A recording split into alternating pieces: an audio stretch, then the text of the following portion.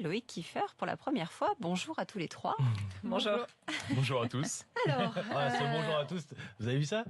on s'impose tout de suite, on s'impose. Perrine, les Oui. Français, aiment leur travail. Mais, il y a un mais, ils n'aiment pas leur chef. C'est ça, les Français ne traînent pas les pieds pour aller travailler. Ça, c'est la bonne nouvelle. Plus d'un Français sur deux d'y prendre souvent du plaisir au travail. Ce sont les premiers résultats d'une vaste enquête en ligne qui a été menée par la CFDT.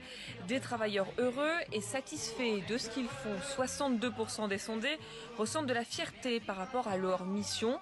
Même s'ils ne perdent pas le sens des priorités, le salaire est bien la première motivation pour 3/4 d'entre eux. Là où le bas blesse, c'est la relation qu'ils entretiennent effectivement avec leur boss. Pour 60% des sondés, leurs supérieurs ne sont pas soucieux de leur bien-être. 7 salariés sur 10 estiment que leur patron pense avant tout à se protéger avant de les protéger eux. Et ils sont autant à penser qu'ils pourraient faire le même travail sans que leur boss ne soit présent. Alors, justement, puisqu'on parle travail, tiens, le télétravail séduit Loïc de plus en plus de salariés. Oui, les Français y voient de nombreux avantages. D'abord, une question de bien-être.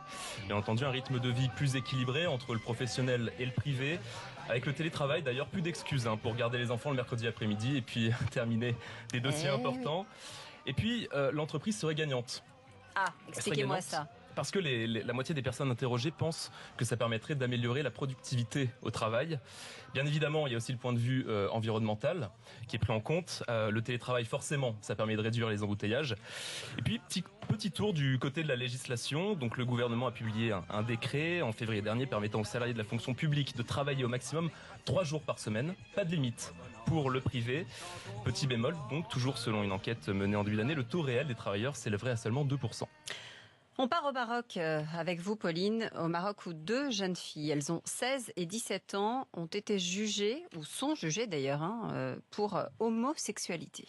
Le Maroc fait partie des 77 pays dans le monde qui pénalisent encore l'homosexualité en 2016. Sana et Hajar, elles sont encore emprisonnées en ce moment.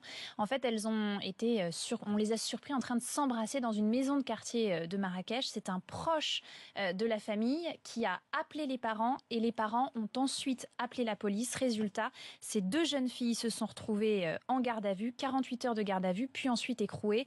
Elles encourent une peine de 6 mois à 3 ans de prison et elles sont défendues par l'Association marocaine des droits humains. Ouais, ça me laisse sans voix. 16 et 17 ans. Mathieu, l'humoriste Rémi Gaillard. Vous connaissez Rémi Gaillard? Oui. C'est en faisant n'importe quoi qu'on devient n'importe qui. Célèbre amuseur sur Internet. Il se filme déjà tout le temps en train de faire mais n'importe cette quoi. fois-ci 24 heures sur 24, Alors là, en cage. Chez la SPA. Oui.